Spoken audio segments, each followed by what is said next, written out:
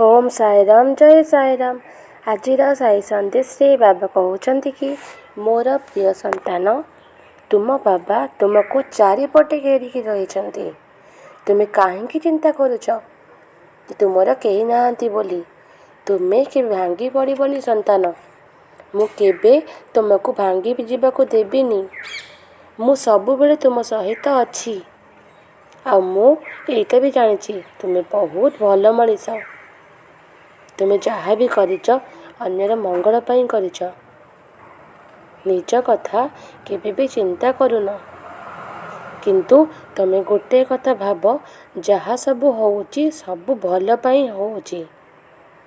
जदि सेथिरे किछि खराब लुचिकी रही सेटा भी तुम्हें भल पाई।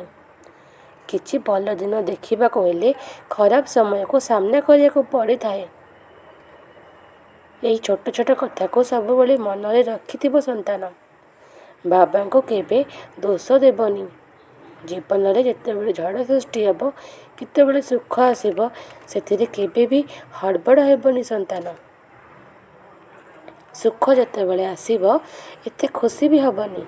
कहीं जानिच एते खुशी हो जिते दुख आसब से तुमर बंचिबा मरिबा सामान हो। सेथिपाई कि संतान सुख को आ दुख को समान भाव बंचिया को चेष्टा कर। दुख आसिले बेसी कांदिबार नहीं कि सुखरे बेसी हसिबार नहीं। तुम्हें सिना कहूच बाबा हेले ये सब केमिति संभव।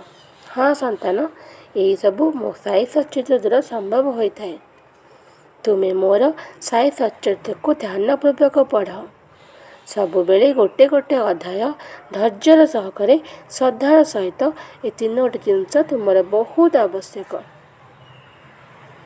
पाठ कर जिते बड़े ना तुमको निश्चिंत दर्शन देवी। तुम्हें निश्चिंत अनुभव कर। तुम घरे जिते बड़े झुणा नदेले भी तुमको लगे जमी तुम घरे झुणा लगी। तुमको चंदन चंदन बास्ना भी होची। बहुत किछि प्रकार सुगंध तुम घरे आसीब तेबे जाए जानिब तुम घर को बाबा आसचंदी।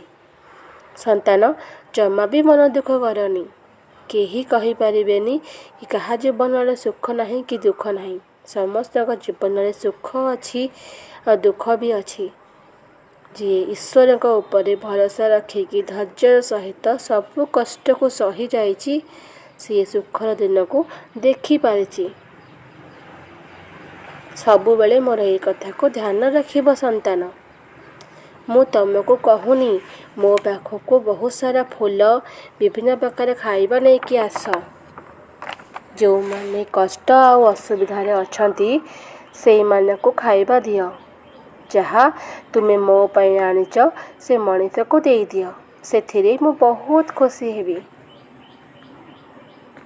ओम साईराम। आज साई सन्देश जब भल लगुच ताहले लाइक शेयर सब्सक्राइब करने को जमा भी भूलिबेनी। सद्गुरु साई महाराज की जय।